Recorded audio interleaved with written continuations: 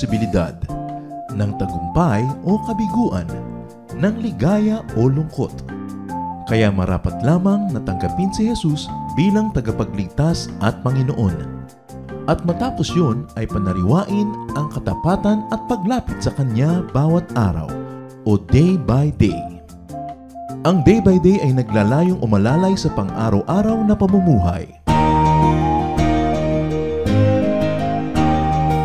Narito po si Kuya Ed Lapis sa mensaheng pinamagatang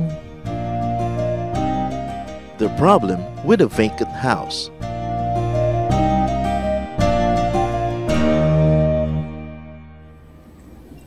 A vacant lot can attract squatters. A vacant house may invite unwelcome occupants. That is the problem with a vacant house. Yan po ang problema pag walang tao, pag walang laman, maaaring magkaroon ng mga unwanted na mga occupants. The problem with a vacant house. Heavenly Father, thank you for who you are in our lives. Salamat sa iyong tagumpay sa aming buhay at kami nagkatipon-tipon para makinig ng iyong salita, umawit, magdala ng aming mga handog sa iyo, pasalamatan ka at tumanggap ng iyong mga pagpapala. Nawa ang lahat ng ito, Panginoon, ay maganap. Amin pong inilalapit sa iyong aming puso. Kausapin niyo po kami. Mangusap po kayo sa lahat. Use your servant as your instrument. Let your truth prevail. Bigyan niyo kami ng kakayahan na maunawa ang hiwaga at lalim ng iyong salita at magkaroon kami, Panginoon, ng kakayahan galing sa inyo na ito'y ipamuhay. Teach us, Lord, not only to understand your word, but also give us the wisdom to apply this understanding in our daily life. Walk in our midst, glorify yourself, lift up your name, and dispense blessings to your people. We ask you, Lord, to protect us from evil men and evil spirits, from lies and falsehood, and we ask you, let your holy will be done to us today. You have given us free will, but we surrender that will now and ask you, let your will be done. Speak to us, and may your words enrich us. In the name of Jesus our Lord, we pray. Amen. The problem with a vacant house. Matthew 12:43 to 45 is our reading. Matthew 12:43 to 45. When an evil spirit comes out of a man, it goes through arid places, seeking rest, and does not find it. Then it says, I will return to the house I left. When it arrives, it finds the house unoccupied, swept clean, and put in order. Then it goes and takes with it 7 other spirits, more wicked than itself. And they go in and live there. And the final condition of that man is worse than the first. That is how it will be with this wicked generation. The Lord Jesus speaking here, at ang sinasabi niya dito ay napakalinaw, kung lisanin ng isang masamang espiritu ang taong kanyang inalihan o pinoses, ay naglalakbay daw ito sa maraming mga tuyong-tuyo at mga maiinit na mga lugar at naghahanap siya ng mapagpapahingahan. At kung hindi siya makakita, ay maiisipan niyang balikan yung katawan, yung tao na iniwanan niya. At kung ito'y dumating at matagpuan niya na dahil siya'y umalis, ay napaayos-ayos yung buhay, nalinis-linis at nalagyan ng kaayusan, therefore nagkaroon lalo ng maraming space. Ang gagawin daw ng masamang espiritong ito ay tatawag ng 7 pang higit na mga masasamang espiritu kaysa sa kanya at yayayain niyang samahan siya na tumira doon sa taong iyon. At ang magiging huling kalagayan daw ng taong ito ay mas masahol pa, mas masama pa kaysa doon sa nauna. At sabi niya, ganyan ang mangyayari sa masamang henerasyong ito. Merong personal at merong generational at merong group application. What can we learn from this very short teaching of the Lord Jesus? That an evil spirit can come into a man or a woman, that an evil spirit can dwell in a person, na natitirhan ng masamang espiritu ang tao. Ang kanyang isip, ang kanyang puso, ang kanyang katawan, alin man doon yung agency and agent na tumatanggap doon sa presensya ng evil spirit. So an evil spirit can have visitation and can have actual possession of a person. At sa dami ng mga kasaysayan po sa mga Gospels, katulad ng sa Luke 4:33, in the synagogue there was a man possessed by a demon, an evil spirit. So nandun siya sa synagogue, hindi naman siya nasa labas, kasalabuha siya ng mga nag-uusap-usap, sumasamba, nag-aaral ng salita ng Diyos, nandun. At siya ay inalihan ng masamang espiritu. A resident evil can and may come out of a man. That is another insight that we learn from the Lord. Na kahit na may nakatira, ay umaalis din ito. Therefore, it will give liberation to the person. Remember here in the particular episode that the evil spirit can live on its own. But also, learning from other verses, we know that the evil spirit can be evicted by force.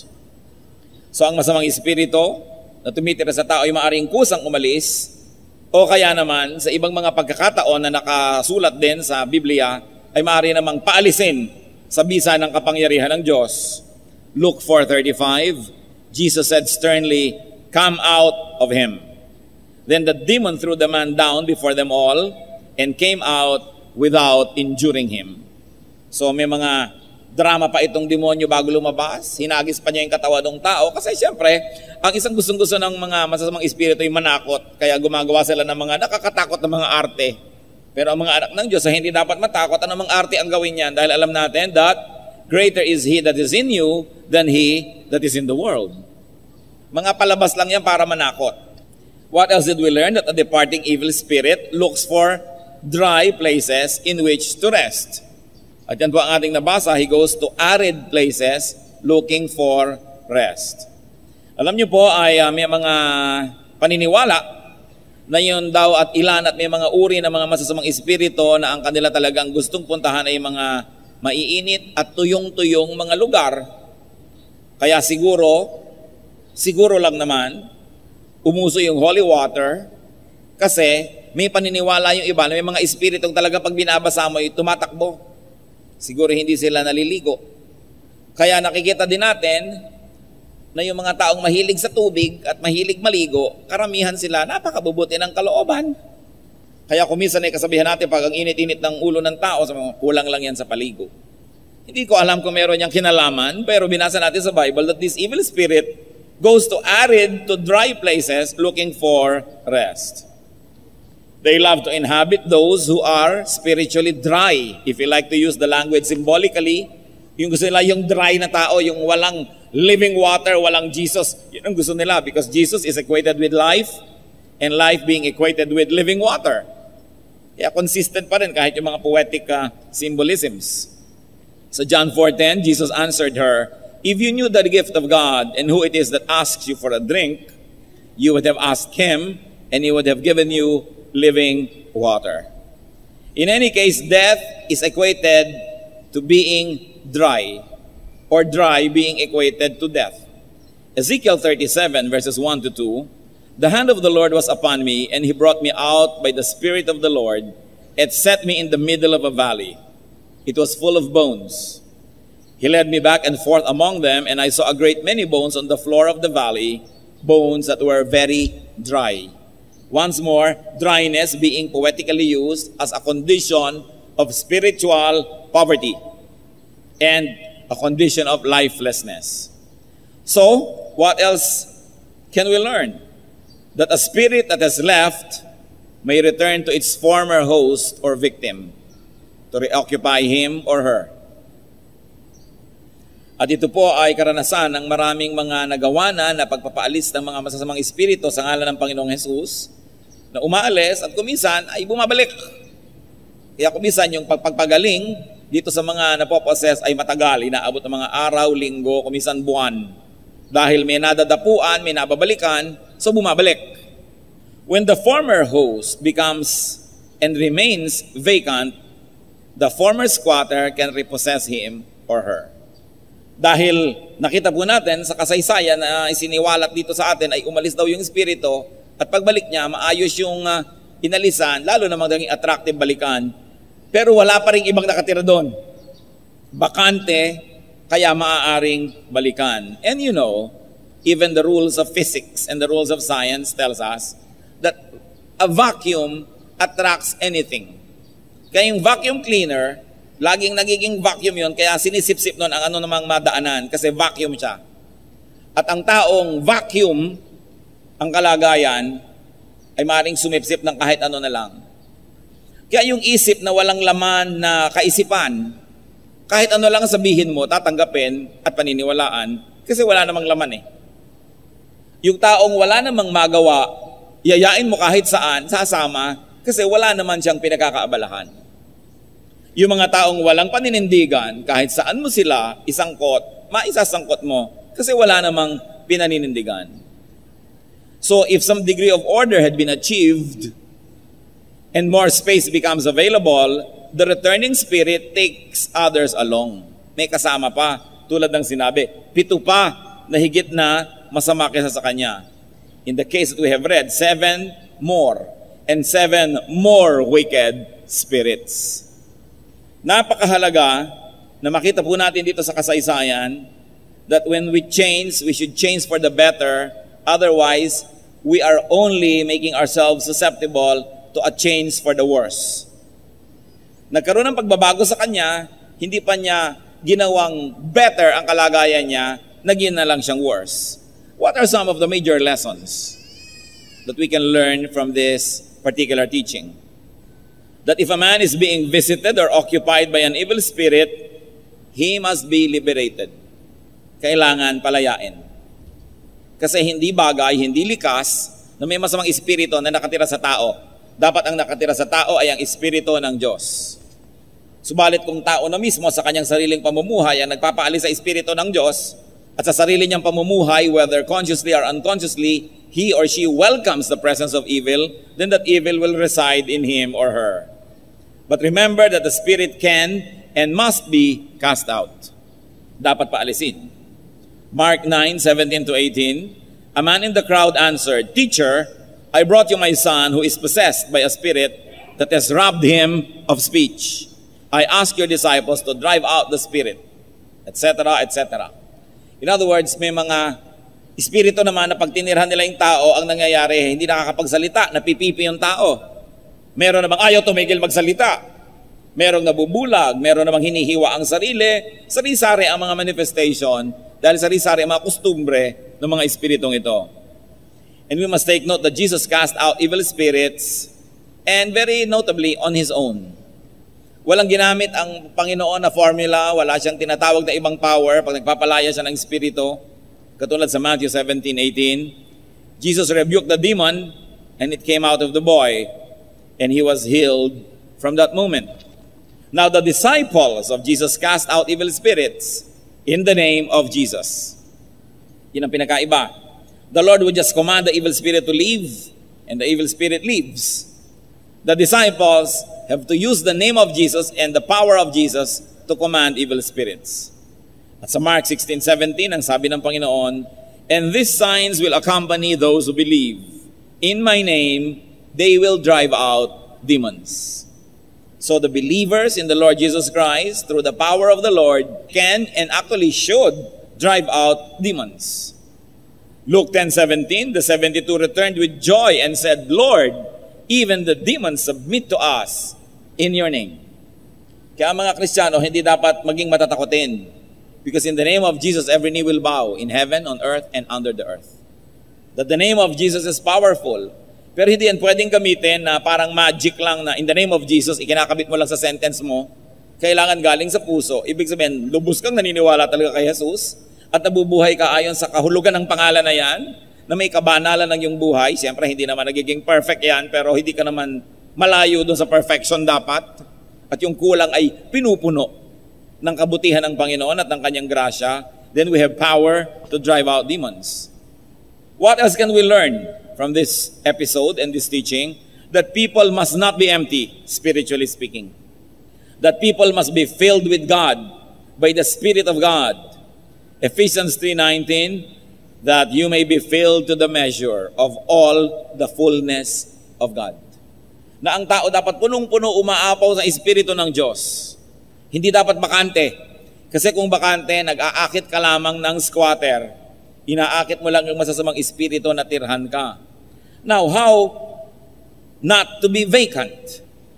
Paano natin maiiwasan na wala tayong laman at maging attractive tuloy sa evil spirits? How not to leave space for evil spirits? Isa lang ang principle, mga kapatid, dapat tayo punong-puno ng presensya ng Diyos. Wala nang lugar sa spirit. Siyempre, the law of impenetrability tells you that only one thing occupies one place at one time. So kung puno ka na ng pagiging maka-Diyos, ano pa ang lugar para sa masama? So the heart must be filled with the Spirit of God. The heart must be filled with the Holy Spirit. 1 Corinthians 3:16, don't you know that you yourselves are God's temple and that God's Spirit lives in you? So tinitirhan ba tayo ng Espiritu ng Diyos? Paano natin pinapaalis yung Espiritu na yon? Kung sinasadya nating dumihan ang ating buhay, sapagkat ang Espiritu ng Diyos ay malinis, ayaw niyang tumitira sa marumi. Sinong gustong tumira sa marumi? E di ang evil spirits, natural. Kaya kailangan, punong-puno tayo ng kalinisan at kung narurumihan, confess agad, naglilinis agad, hindi pinapatagal. Kasi baka may dumada ang Espiritu, tama-tama pala sa akin ang taong ito, punong-puno ng karumihan. Tapos biglang pumasok sa iyo. Ephesians 5:18, be filled with the Spirit. How else can we be not vacant? The mind must be filled with godly thoughts. Alam niyo po kung ano pinakamalaking space sa daigdig? Hindi yung Titanic, hindi yung malaking building, hindi yung malaking vapor, hindi itong bulwagan na ito, yung ating isip. Yan ang pinakamalaki. Kasi napakaraming kasya dyan. At yan ay dapat punuin ng mabubuting pag-iisip. Sapagkat kung hindi yan puno ng mabuting pag-iisip, pupunuin niya ng mga masamang kaisipan. Kaya sabi sa Hebrews 3:1, fix your thoughts on Jesus. Ang isip po ba natin ay lagi nating pinupuno ng mga verses, pinupuno natin ng mga sinabi ng Panginoon, mga pangako niya, turo, utos. Pinupuno ba natin ito ng malilinis na mga hangarin o napupuno ng mga maruruming diwa? Another way so that we will not be empty, the mouth must be full of godly words. The mouth was designed to speak, aside from other activities. If you do not fill your speech with godliness, your speech will be filled with evil. Ganun kasimple. Dapat pag lumalabas ang mga salita sa ating bibig, punong-puno ito ng mga pag-ibig, ng katotohanan, mga katuruan, kabanalan. Kasi pag hindi natin inunahan, yung masama ang mangunguna at siya ang pupuno sa ating labi. Ephesians 5:19, speak to one another with psalms, hymns, and spiritual songs. Sing and make music in your heart to the Lord. So yan dapat ang namumutawi sa ating mga labi, mga papuri, hindi mga reklamo. Pasalamat, hindi yung mga kung ano-anong mga gripes. Because when you say it with your lips, your mind will be filled with what you said, and then your mind will fill your lips with what you said, and it will be cyclical, and you will be going down the drain, and you will be going in a cycle of negative and evil thoughts. We must fill our mouths with wise words. Kaya tungkulin po natin magpakatalino. Kahit matanda na tayo, dapat nag-aaral pa rin tayo. Hindi naman ibig sabihin lagi sa paaralan lang nakakapag-aral. Sapagkat pagka hindi tayo nalalagyan ng mga bagong mabubuting katuruan, magkakaroon tayo ng mga bagong masasamang isipin. Psalm 49:3, my mouth will speak words of wisdom. The utterance from my heart will give understanding. What else must be full? The hands must be full of godly work. The hands must be busy doing good. 1 Thessalonians 4:11-12, work with your hands so that your daily life may win the respect of outsiders and so that you will not be dependent on anybody. Magtrabaho. Sapagkat yung kamay na yan, pag walang hawak na trabaho, maghahawak lang yan ng bisyo. Dahil design dyan na may hawakan eh. Kaya yan ay laging nakadesign na kumapit. Pag hindi nakakapit sa tama, kakapit yan sa mali. Kaya ang sabi ng iba, kapit sa patalim. Kasi hindi sila kumakapit sa Diyos o mapupwersa silang kakapit sa patalim. Anong mangyayari sa tao pagka hindi sa puno ng trabahong mabuti? Makikita siya ni Satan, bibigyan siya ng trabahong hindi mabuti. The feet also must be full of godly walks and travels. Saan ba nagpupunta yan? Pinapagod dapat natin ang ating paa sa pagpunta sa mga mabubuting gawain. Dahil pag napagod ka na, sasabihin ng paa, magpahinga na tayo. Matutulog ka na, hindi ka na magkakasala. Pero pag wala kayong ginagawa araw-araw at nakatunganga lang lagi, yung paa na yan magyayaya kung saan saang aliwan. Kaya dapat, pagurin na lang. Kasi yung pagod, hindi na naghahanap ng aliw. Natutulog na lang. At wala namang natutulog na nagkakasala pa. Ang problema sa iba, walang maya pinaggagawa, ang daming libreng oras, kaya punong-puno ng kawalan ng kanilang isip, nalalagyan tuloy ni Satanas ng mga dapat ilaman doon. Sabi sa Isaiah 52:7, how beautiful on the mountains are the feet of those who bring good news. So go, walk these feet. Take these feet to walk. Make your feet walk and bring good news to people. Hindi yung naglakad nga, bad news naman. Gossip ang dinala.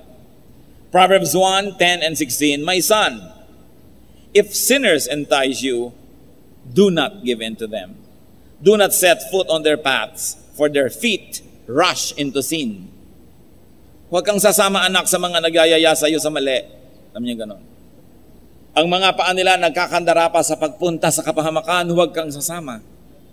Paano mangyayari yon? Dapat yung paa ay pumupunta sa tama. Even mga young people, pagka hindi kayo nagpupunta sa mga tamang lugar, pupunta kayo sa mali. Subukan ninyo. Oras ng pasok, hindi kayo pupunta sa eskwelahan, dadaling kayo ng paa nyo sa mall. Hindi naman masama yung mall as it is, pero masamang nagpupunta dyan ng estudyante kung oras ng pasok. Yung mga iba matatalino pa, may extrang damit na dala, nagpapalit pa ng damit sa banyo ng mall para hindi mahalatang absent dahil naka-uniform. At pag uuwi na uli, nagbibihis na naman yung nanay, ang anak ko naman, hindi mo lang nalukot ang damit sa maghapon sa eskwela. Hindi naman kasi isinuot. Yung iba may dala pang plancha, paplantsahin pa yung mga nalukot nilang damit dahil nakipag-wrestling sa nobyo sa mga sulok-sulok, kalukot-lukot. Hindi ako nagbibiro, may mga nagdadala ng plancha. Maliliit na mga plancha, mga kung ano-anong mga steam dyan, walang kamalay-malay yung magulangin, nagkalukot-lukot na pala yung baro na yung kanina. Tatandaan nyo ito, pag hindi pumupunta ang paa sa tama, pupunta sa mali. Kaya dapat idisiplina yan. Unahan na, pumunta na agad sa tama. What else must be full? The schedule of a person must be full of good activities. Kahit hindi kayo executive, kahit hindi kayo office worker, dapat meron kayong kalendaryo, mga kapatid. Tinitingnan nyo, ano bang ilalagay ko sa kalendaryong ito? Ano bang gagawin ko bukas, sa makalawa, sa linggo? Para napupuno natin ng godly activities. Because if you have no plan, actually you have a plan. Because those who fail to plan to fail. So those who fail to schedule something good are actually scheduling something bad. Dahil walang laman ang iyong kalendaryo. 1 Timothy 4:13. Devote yourselves to the public reading of Scripture, to preaching, and to teaching. In other words, italaga ninyo ang inyong sarili sa mga makadiyos na gawain nang maubusan na kayo ng panahon para sa iba. And of course, what else must be full? The social registry must be full of godly people. Pag naglilista tayo, sino bang makakasalamuha ko sa linggong ito, sinong magiging kasama ko, sinong kasama ko sa buhay, sinong ituturing ko mga kaibigan, sinong isasama ko sa mga outing, dapat mga godly people yan. When we deal with the ungodly, it's only to minister to them, to help them, to bring them to the Lord, but we don't permit them to pull us down. 1 Corinthians 15:33, bad company corrupts good character. Pag masama ang kasama, nakakahawa. Kaya pinag-iingatan ang ganyan. At kung pinununo niya lang inyong mundo ng mga mabubuting impluensya, nauubusan ng espasyo yung mga masasamang impluensya. What else must be full of goodness? Aspirations, goals, ambitions must be full of heavenly values. Kaya mahalaga itinatanong mo sa sarili mo, ano bang ambisyon ko? Anong gusto ko mangyari sa buhay ko 5, 10 years from now, 15, 20? Kadalasan yung iba, magkakotse, magkabahay, magkaganito, magkaganon. Wala sa plano yung godliness. Hindi pa ako nakakita sa slumbook ng ambition to memorize 2,000 verses by next month. Wala. Basta to earn this, to make this money, puro ganon. Hindi naman masamang magplano para sa ating material needs. Pero dapat nauna sa plano natin yung ating spirituality. Meron na ba kayong ginawa mga kapatid na plano na one memory verse every week? Magandang plano yon. Sabi nyo, ang babaw naman yan, memory lang. Mag-umpisan tayo sa mababaw. Kung sa mababaw lang, hindi tayo gumagawa, sa makalalim pa kaya tayo. Kaya kailangan, meron tayong mga plano. Anong aspiration natin sa buhay? Yung mga may kaya, may aspiration ba kayo na, makapagpaaral ng 5 missionary o 5 pastor o 5 Christian educators? Meron ba tayong ambisyon na, makapagpatayo ng isang kahit malang maliit na paaralan na Kristiyano at maka-Filipino ang turo para makalikha tayo ng mabubuting Kristiyanong Filipino? Meron ba tayong mga plano na, gusto ko na makatulong ako na makapag-publish ng mga manual ng pagtuturo sa bata, o kaya ay Bible study guide, o kaya ay message outlines for pastors na hindi pa nasasanay gumawa? Meron ba tayong ganitong mga plano na balak natin na makatulong tayo sa ganito, sa pagwiwin ng mga kaluluwa ng ganong karaming tao, etc., etc. At hindi lang plano para sa iba, ang mahalaga may plano tayo para sa sarili. Na plano ko na kung nung araw, isang sigaw lang ng asawa ko, may kontra sigaw na rin ako, ang plano ko next month, 3 sigaw muna niya bago ako makaisa. Hanggang maubos yun. Kasi kailangan may aspirations tayo eh. Matthew 6:20, store up for yourselves treasures in heaven, where moth and rust do not destroy, and where thieves do not break in and steal. Hindi lang material, hindi lang dito ang plano. Mas malaki dapat ang lugar ng plano para doon sa ating espiritualidad. Tulad nga ng sinabi, an idle mind is the devil's workshop. Pag wala kang ginagawa, paggagawain ka ni Satanas ng kung ano. So mabuti pa, pag dadaan-daan siya dyan, liligid-ligid, makita niya tayong busy. Dahil hahanap na lang yan nung iba na hindi busy kasi mas madaling kumbinsihin yon. Alam niyo po ang sabi sa Bible, ang description kay Satan, he roars around like a roaring lion looking for someone to devour. Sa karamihan ng mga educational features and films na nakikita natin sa telebisyon, ay marami na sa atin ang nakakaalam ng ugali ng leon. Ang leon, bago siya umatake ng isang usa o isang kung ano man ang gusto niyang kainin, nagmamanman muna siya. Tinitingnan muna ng leon kung sino ang may kapansanan para madaling habulin, sino ang mahinang tumakbo, sino ang pabaya at kung kumakain ng damoy, hindi man lang tumitingin, talagang nakasubsob na lang doon sa damo niya. At kung aatake siya, ang hinahanap niya yung pinakamahina. Kaya kumisan yung attack ng leon, merong introduction. Kunwari, attack siya, di magtatakbuhan. Makikita niya kung tama ang hinala niya. At sa susunod niyang tunay na attack, ang ko-concentrate na lang niya ay yung madaling hulihin. Kaya ginamit sa Bible na example. Sabi niya ganon, be sober, be watchful. The devil prowls around like a roaring lion. Naghahanap yan ng walang ginagawa. Tiyakin yung di kayo ang makikita. Na pag inabutan kayo, busy kayo. Sa kabutihan, sa gawain ng Panginoon, hahanap na lang yan ng iba.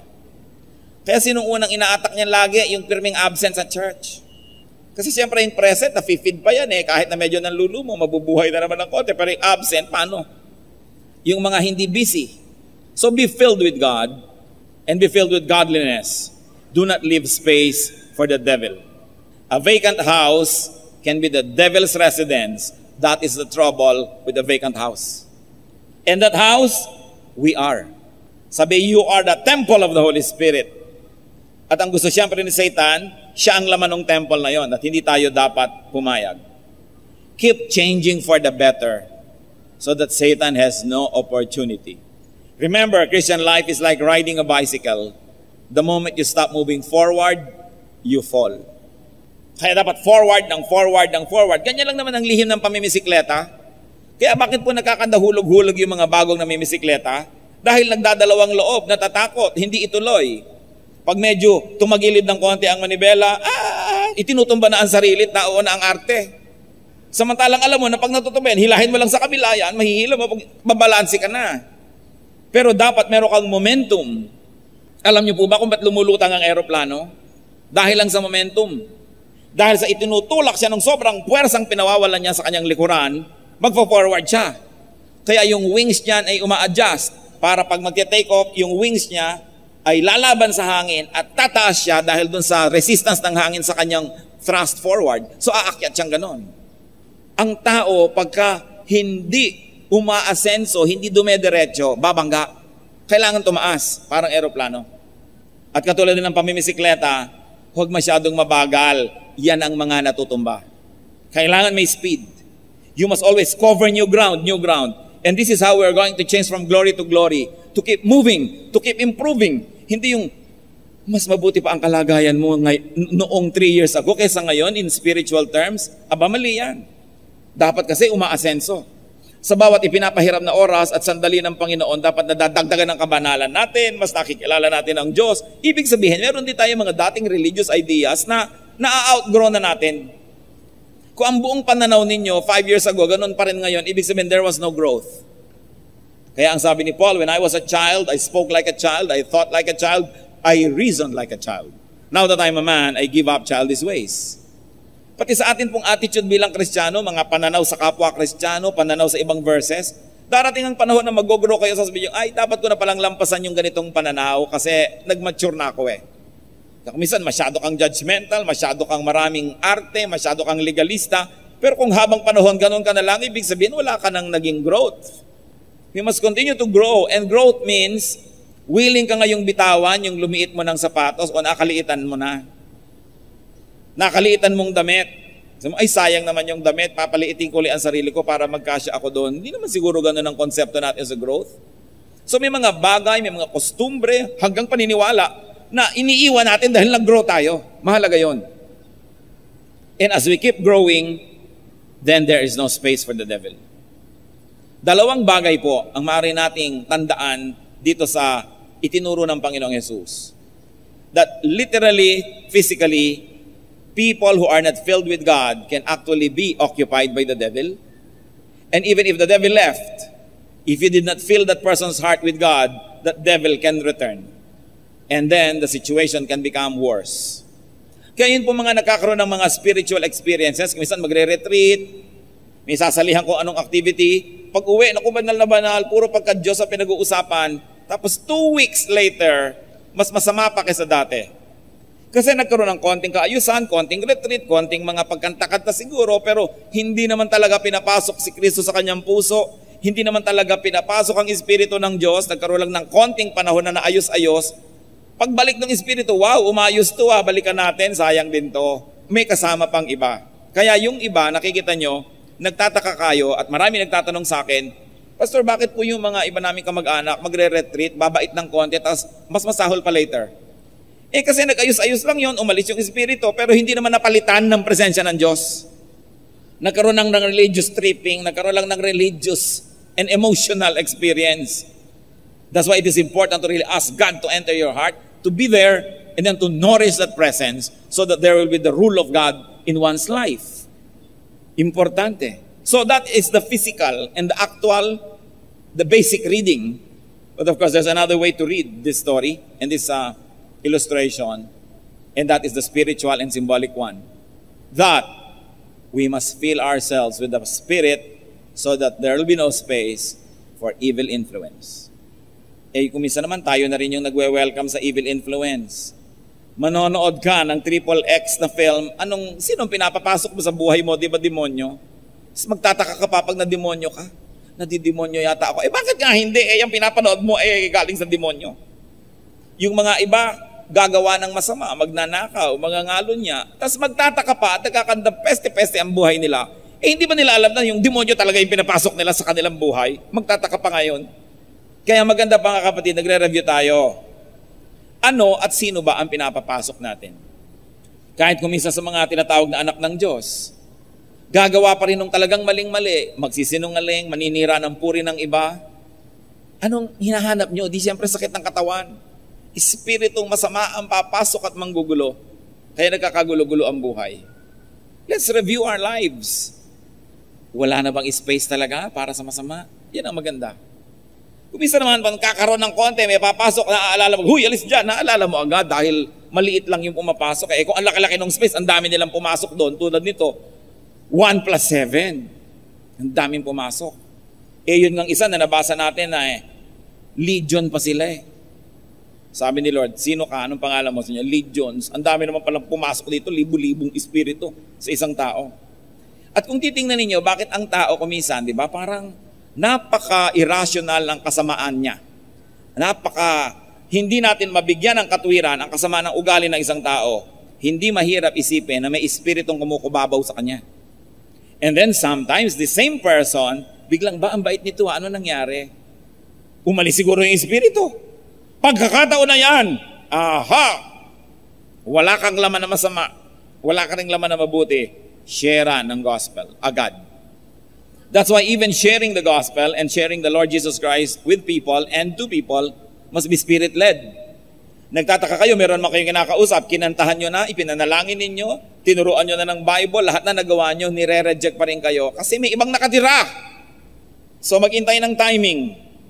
Umaalis din kasi yung mga espiritu. Karanasan po yan ng mga nagpapalaya sa mga evil spirit. Minsan nandun ang lakas-lakas at violente, pero mamaya wala talaga. Umaalis. Hindi natin alam kung bakit. At nandito na nga, sa sinabi ng Panginoon na illustration, umaalis. Kaya sabi mo, ay pagkakataon ito. That's why even sharing the gospel must be spirit-led. Hindi kahit anong oras na lamang at sandali at kahit saan, share ka ng share. Tinatanong mo rin ang Espiritu ng Diyos, it is a good time. Because Ecclesiastes says, for everything there is a season and a time for every matter under heaven. Good timing is very important. Kaya yan din po ang ating sigurong dapat na ipangunawa sa mga taong sobrang sama. May mga nakatira sa kanila. Kailangan nating paalisin. At sa pagpapaalis, mga kapatid, hindi naman kailangan laging involve yung tao Kasi magagalit yan. Alam mo, mayroong nakatira sa'yo. Magagalit sa'yo. Ipanalangin mo na lang ng matahimik. Kayo ng Diyos ang mag-usap at saka yung espiritong nasa Kanya. Kasi magkakakilala naman yan, pati espiritu ng Diyos na nasa atin, kilala niya yung espiritu doon, at yung espiritong nandun, kilala niya yung espiritu ng Diyos sa atin. Kung minsan hindi nagko-cooperate yung tao, kaya huwag na lang siyang isali. Bring your warfare one level higher. Anong sabi sa Bible? Our battle is not against flesh and blood, but against principalities, against powers in the air. Kaya mahalaga na tayo laging handa na makibaka, handa tayo na lumaban sa masasamang espiritu. We live a life that is powerful in the terms of spirituality so that when there's an opportunity, in the name of Jesus, we can drive out evil. Pero ang tanong, huwag na muna tayong lumayo. Kumusta po kayong mga kapatid? Sino ba ang bisita nyo ngayon? Sino naman ang nakatira dyan? Yung iba naman parang color coding. Yung iba naman number coding. MWF, si Lord ang nandyan.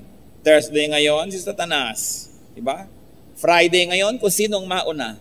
May taong ganun kumamuhay hindi consistent. At talaga naman yung iba may schedule. Si Kulasisi pang Huwebes. Talagang may schedule. No? So napakahalaga po maging serious. What does God want? God wants that we grow from glory to glory. Leave no space for the evil one. Ano po yung pupunuin natin? Review. Ang ating isip, ang ating puso, ang ating bibig, ang ating kamay, ang ating paa, ang buo nating pagkatao, ang ating kalendaryo, punuin ng kabutihan. At nang walang lugar ang masama. Aming Diyos, kami po ay humihingi ng karunungan. Ipakilala mo sa amin, Panginoon, kung ano ang mga ginagawa namin na nagbubukas tuloy ng pinto o bintana o espasyo para sa masasamang espiritu na guluhin kami. Turuan mo kaming suriin ang buhay namin kung ngayon, mismong sa oras na ito, may mga bisita kaming mga masasamang espiritu na ine-entertain pa namin. Lord, while your people are commended for hospitality, teach us not to be hospitable to the evil one, kundi sa espiritu nyo lamang. Ituro nyo sa amin kung paano pupunuin ang aming isip ng kabutihan, pati ang aming puso, ang aming kamay, paa, ang aming schedule. Ituro mo sa amin ngayon, Panginoon, yung mga oras na inaaksaya namin sa paggawa ng mali. Yung mga panahon na nagkakaroon ng opening ang mga evil spirits. Katawa, Panginoon, sa mga anak mong narito na umalis na at pinaalis nyo na mga masasamang espiritong dating naninirahan at nakikitira sa puso ng iyong mga anak na ito, nawabalikan man sila'y wala nang makitang lugar pa dahil punong-puno ng presensya nyo. Turuan mo kami, Lord, to always be aware that spiritual warfare is real. that though it is not always visible to the naked eye, nevertheless it happens. So teach us to be sensible, to be very, very watchful, and to be sensitive. Ipakita nyo rin, Panginoon, kung kami man ay nakakapagdala ng masasamang espiritu sa buhay ng iba, kung kami pa ang nagiging dahilan para ang kapwa namin ay pasukin ang masasamang espiritu, ituro mo sa amin, Panginoon. Teach us to be sensitive so that we will never be instruments of evil, but only instruments in your righteous and beautiful hands. Mangusap po kayo sa amin, Panginoon. Mga kapatid, magbulay-bulay tayo tulad ng lagi nating ginagawa, sapagkat ang salita ng Diyos ay dapat pinagbubulay-bulayan. Kumusta ang espasyo sa ating puso? Meron ba tayong sadyang inilalaan pa para sa masama? Talaga nakareserba para doon? Kalimutan, talikuran, puksain, at palitan ng Espiritu ng Diyos. Magbulay-bulay tayo. Sa mga bahagi ng inyong buhay na nagtagumpay na ang Diyos dahil kayo rin ay nag-cooperate, thank God. Pero doon sa mga hindi pa, isuko, patuloy na magsuko sa Diyos ng mga iba't ibang bahagi ng ating buhay. Do not be a vacant house, but be filled with the presence of God. Magbulay-bulay tayo sa ilang saglit.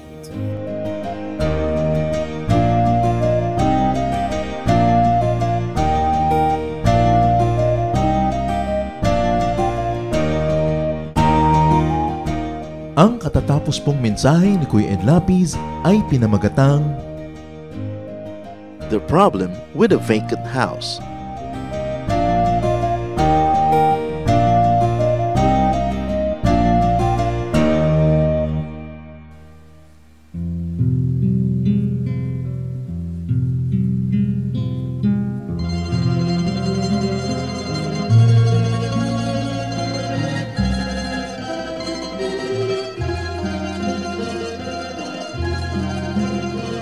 Nagdaan ng kahapon, iniwan ang layon, subalit kayo'y nanatili. Ako'y piring man sa bukas, tadhana'y lumipas, panatag sa inyong kanlili. O Jesus, sa ulayaw, hatid sa kibuhay, agapay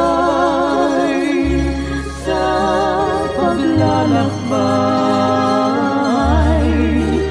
kaibigan kang tunay, dagli ang karamay, kailan may di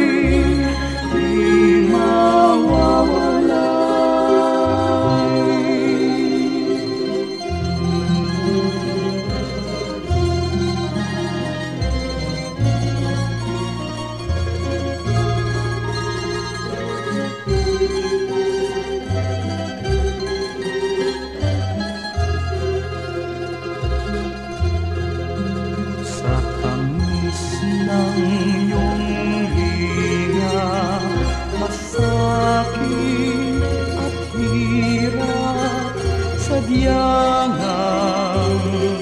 hindi mananaig. O Jesus, kaulayaw, gawin pang malinaw sa akin ang iyong pag-ibig. O Jesus, sa ulayaw, hatid sa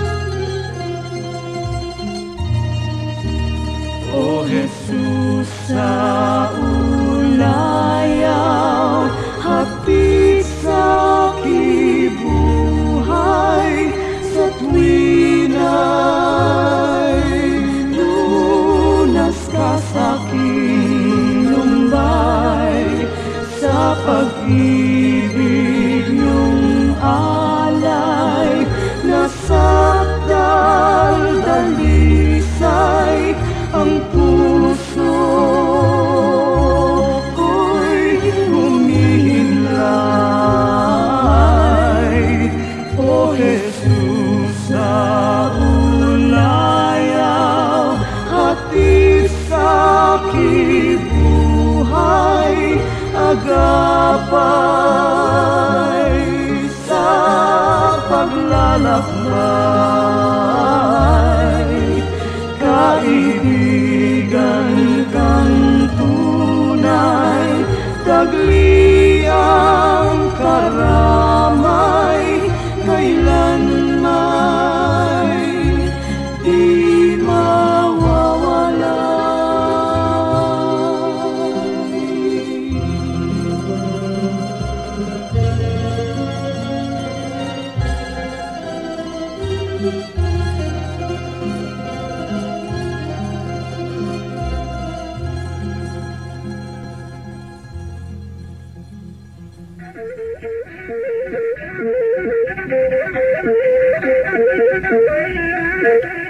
Mayaman sa hiyas ang ating bayan, at isa sa hiyas na yan ang musika. Napakaraming nalilikhang tunog ng mga Pilipino mula sa iba't ibang instrumento. Narito ang palendag, instrumentong pangmusika ng mga Maguindanao sa Cotabato.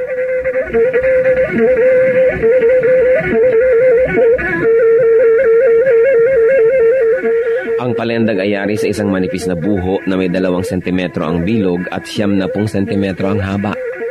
May 4 na butas ang palendag, isa sa ilalim para sa hinlalaki ng tumutugtog at 3 naman sa ibabaw para sa iba pa niyang mga daliri.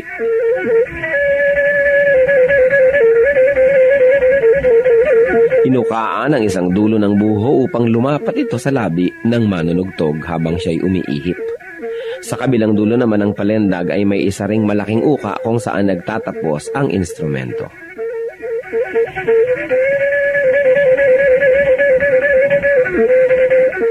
Ang pagtugtog ng palendag ay pawang improbisasyon ng manunugtog. Wala siyang sinusunod na sukat o ritmo at ang pagtugtog ay pagpapahayag niya ng kanyang nadarama, lalong-lalo kung siya'y nagliligaw o nagpapahinga.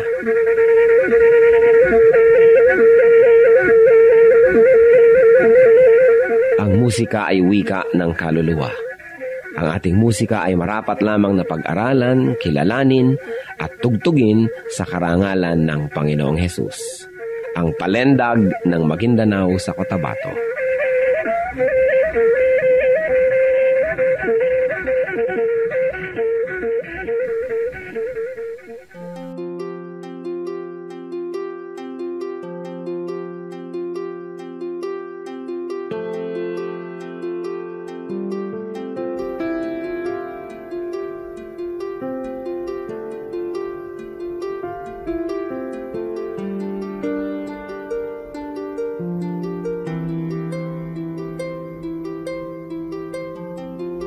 Panginoon, ang sabi niyo sa akin, lumapit lang sa inyo. Ibig ko'y diringgin, pasanila'y aalisin. Lahat ng kabigatan ng isip at katawan, ilalagak ko na sa inyong kandungan. Nais kong madama haplos ng iyong kamay, paghako sa damdamin, sinisiklop ng buhay. Nais kong madama init ng iyong yakap. Sa sandaling ito, hanap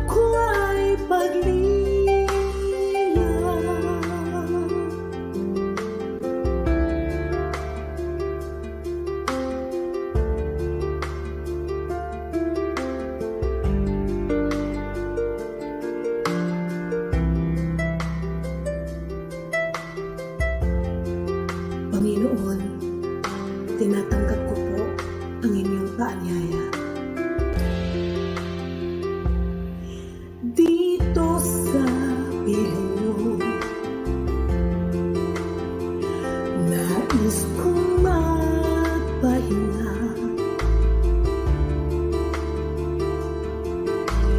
Ang pagod kong puso naghahanap ng ligaya, lapatan ng lunas, bigyan ng pag-asa. Nais kong madama haplos ng iyong kamay, paghakot sa damdamin, sinisiklot ng buhay. Nais kong madama init ng iyong yakap. Sa sandaling ito, hanap ko ay paglinga.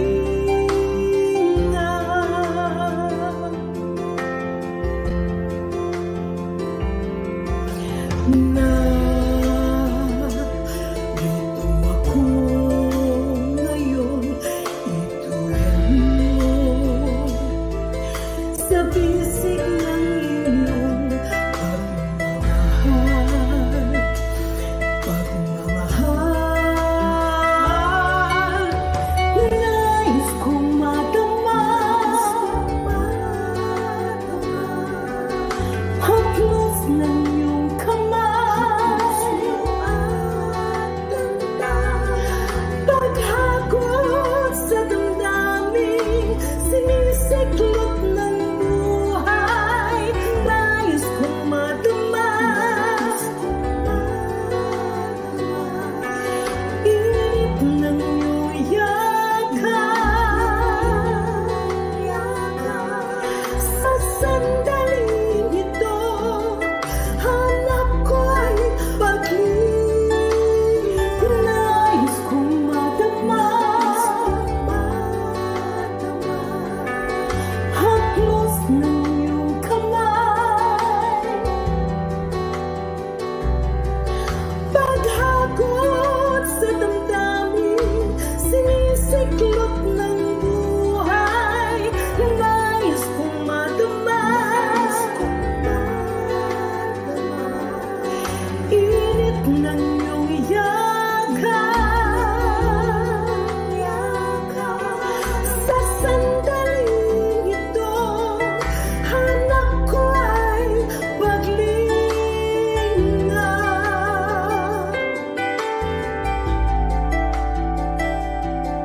Sa sandaling ito, hanap ko ay paglinga.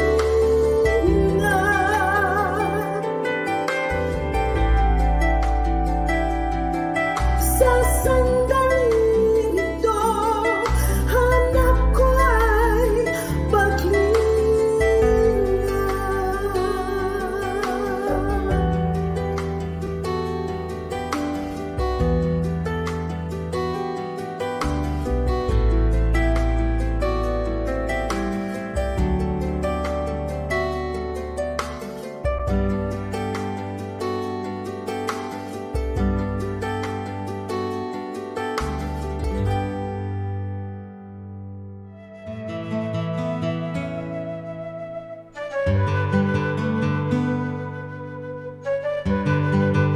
Bakit mahilig sa musika ang Pilipino?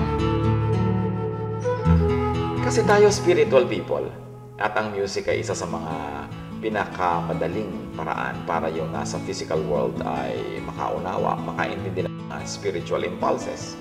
Ang ating emosyon, ang ating spirit, ang ating mga nadarama is best expressed in music.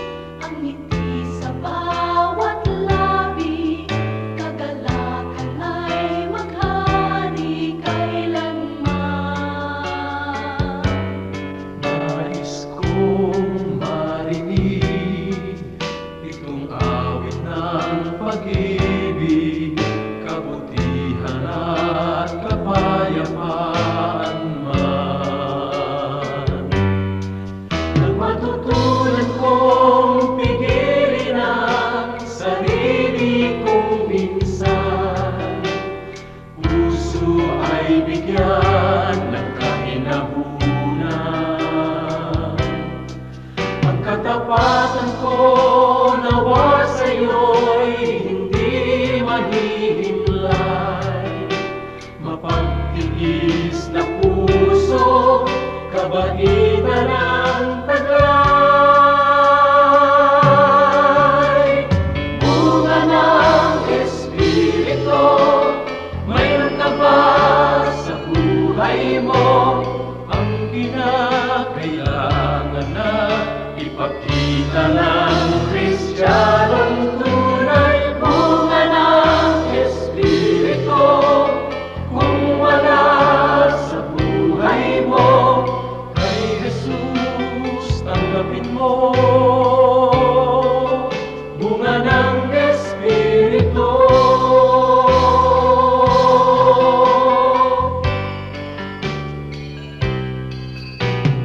Kay Jesus tanggapin mo. Bunga ng Espiritu.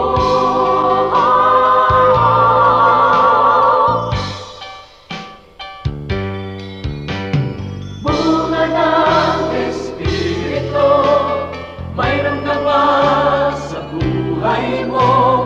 Ang kinakailangan na ipakita ng Kristiyanong tunay. Bunga ng Espiritu, kung wala sa buhay mo, kay Jesus tanggapin mo. Bunga ng Espiritu.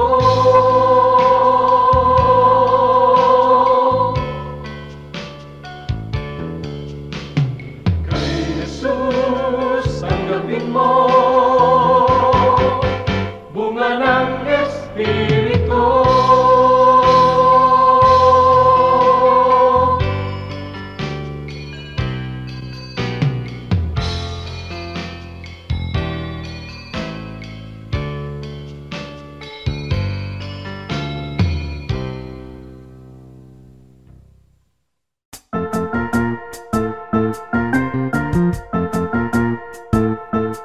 Oras na po para pansamantalang magpaalam ang programang Day by Day.